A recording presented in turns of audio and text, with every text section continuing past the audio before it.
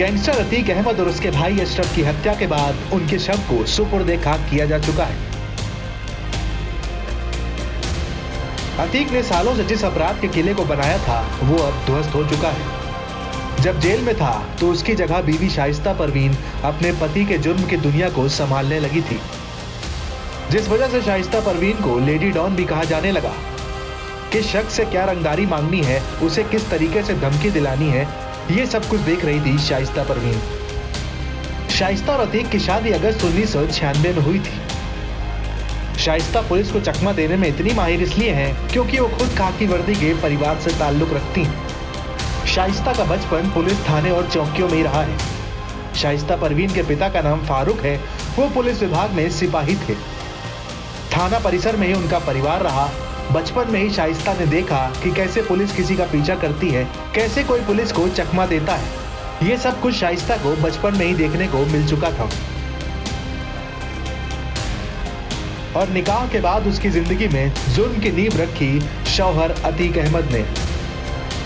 शाइस्ता परवीन का परिवार इलाहाबाद यानी प्रयागराज के दामोपुर गांव में रहता था। बचपन में पिता के साथ वो कई थानों में बने सरकारी क्वार्टर में भी रही। शाइस्ता का बचपन और उसके बाद के कई साल प्रतापगढ़ में बीते। शाइस्ता परवीन के परिवार में 4 बहनें और 2 भाई हैं।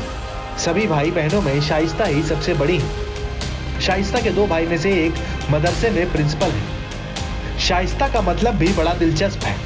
असल में शाइस्ता अरबी भाषा का नाम है जिसका मतलब होता है शिष्टाचार। इसका मतलब होता है योग्य, काबिल और शरारत नहीं करने वाली। लेकिन इससे उलट शाइस्ता अपने नाम से बिल्कुल अलग है।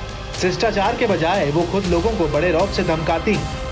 अतीक के जेल जाने के बाद शाइस्ता जुर्म के सारे काले कारनामों को खुद संभालती रही। शाइस्ता परवीन की पढ़ाई लिखाई भी प्रयागराज में हुई। 12वीं तक की पढ़ाई किदवई गर्ल्स इंटर कॉलेज से हुई। ये कॉलेज प्रयागराज के हिम्मतगंज में है। पढ़ाई के बाद वो घर का कामकाज देखती थी। 1996 में जब अतीक अहमद का राजनीति से लेकर जुर्म की दुनिया में बड़ा नाम हो चुका था, तब उससे शाइस्ता का परिवार रिश्ता लेकर गया। दोनों के परिवार में पहले से जान पहचान थी। शाइस्ता बोलने में तेज तर्रार थी। अतीक अहमद से ज्यादा पढ़ी लिखी थी, इसलिए उन्होंने भी रिश्ता मंजूर कर लिया। अगस्त 1996 में दोनों की शादी हुई। अतीक और शाइस्ता के कुल 5 बच्चे हैं। इनमें से अब असद की मौत हो चुकी है। इसके अलावा उनके बेटों के नाम अली, उमर अहमद, असद, एजान और अमान है। अब बड़ा सवाल ये उठता है कि आखिर उमेश पाल हत्याकांड में अतीक की बीवी शाइस्ता का नाम कैसे आया। कुछ रिपोर्ट्स की माने तो असल में उमेश पाल की हत्या की शुरुआत शाइस्ता ने ही कराई थी। वो साबरमती जेल में मिलने अतीक से गई थी। वहीं पर अतीक और शाइस्ता के बीच उमेश पाल को मारने की चर्चा हुई थी। इसके लिए अतीक ने शाइस्ता से जेल में ही फोन पहुंचाने की बात कही थी। जेल में फोन पहुंचाने के लिए उसने एक पुलिसकर्मी का नाम भी बताया था, जिसके जरिए कुछ दिनों बाद ही शाइस्ता ने अतीक को फोन पहुंचाया था।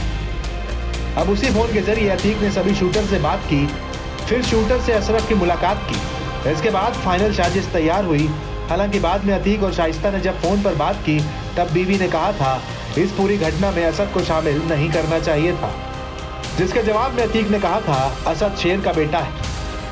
इसी साल जनवरी 2023 में शाइस्ता ने बसपा ज्वाइन की थी।